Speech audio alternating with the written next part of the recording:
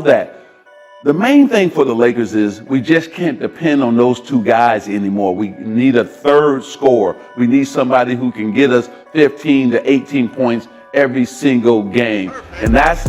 This team, their championship window, they did something Magic and the Lakers never did. They won a championship, they were feeling. The growing tension surrounding the Lakers wasn't sparked by a heartbreaking loss, a blockbuster trade, or even a disappointing performance on the court.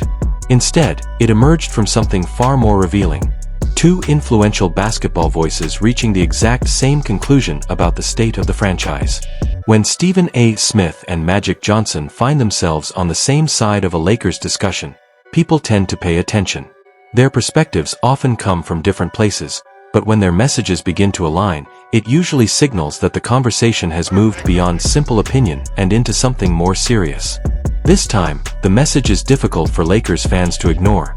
The team is falling short of the expectations that come with wearing that uniform. The discussion didn't begin with optimism or patience. It began with frustration. Stephen A. Smith, known for his passionate and often blunt commentary on the Lakers, pointed to what he believes are deeper organizational issues contributing to the team's inconsistency. In his view, the problems go beyond individual games and reflect larger concerns about the direction of the franchise.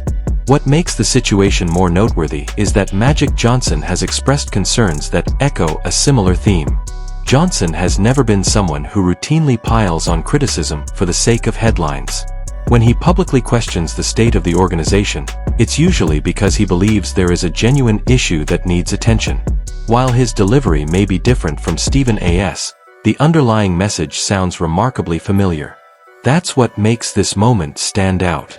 Two figures with vastly different backgrounds, experiences, and communication styles have arrived. The reality. Lakers gonna have to make a change.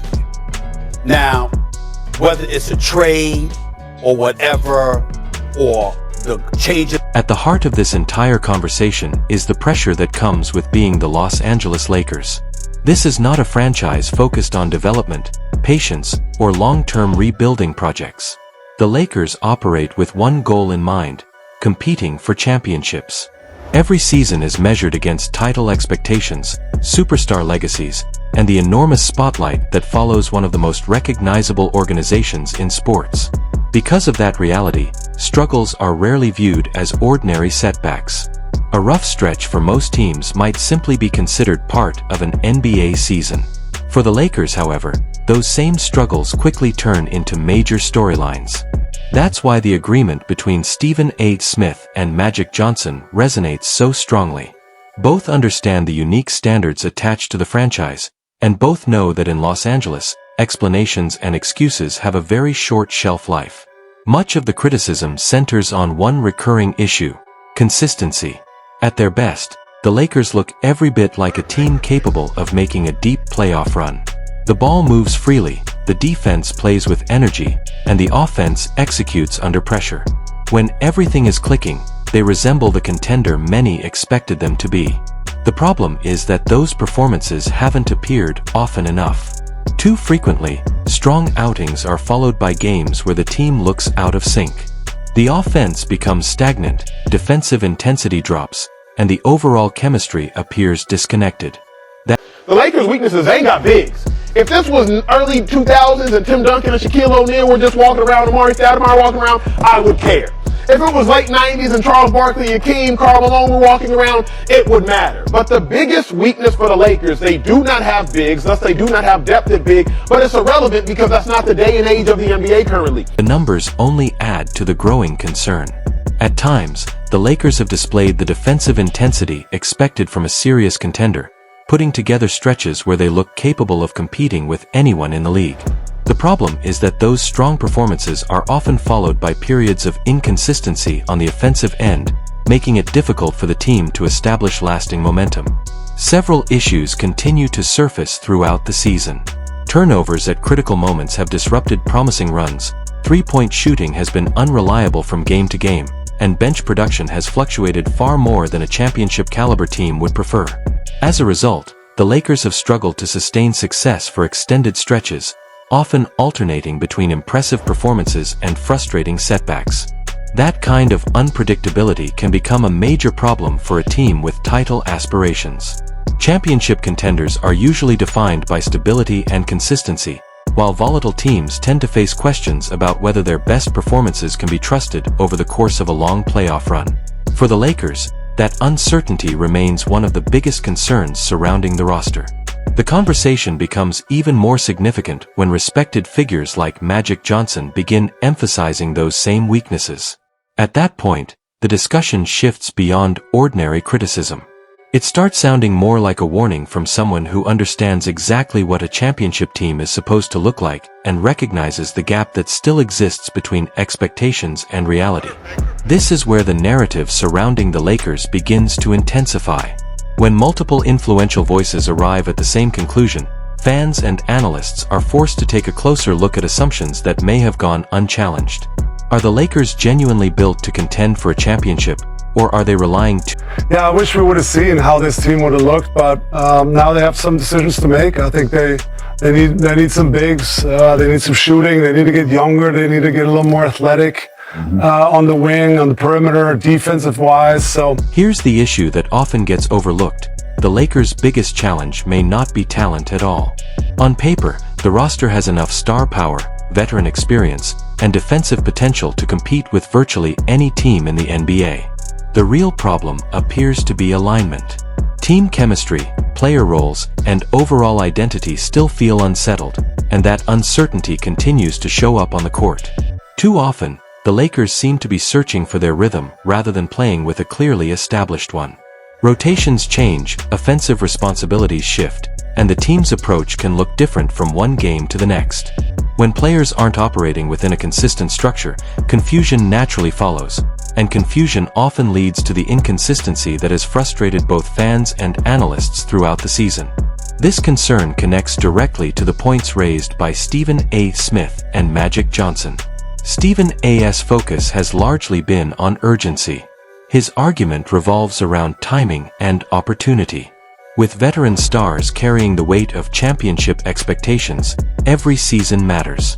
There is little room for wasted years when key players are operating within a limited championship window. Magic Johnson approaches the issue from a different angle. Rather than emphasizing urgency, he often points toward leadership, execution, and identity. Historically, the Lakers' greatest teams had a clear understanding of who they were and how they wanted to play.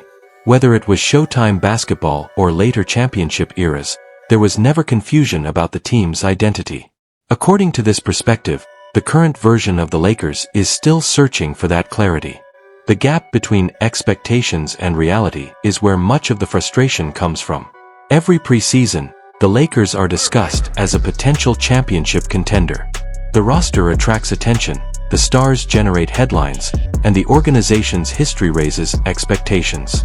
Yet once the season unfolds, the team often finds itself somewhere between legitimate contender and inconsistent playoff participant. That middle ground is exactly what both critics continue to highlight. Questions about coaching and system execution have only intensified those concerns. While adjustments have been made throughout the season, some observers believe the team still relies too heavily on individual brilliance instead of a dependable system. When star players shoulder most of the offensive burden, role players can struggle to establish consistency, rotations become unstable, and overall rhythm suffers.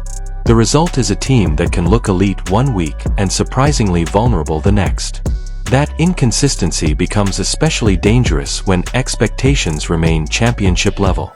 In a market like Los Angeles, patience is rarely available. Every losing streak becomes a major story, every lineup decision sparks debate, and every flaw receives national attention. Before long, conversations stop focusing on improvement and start focusing on deeper structural concerns.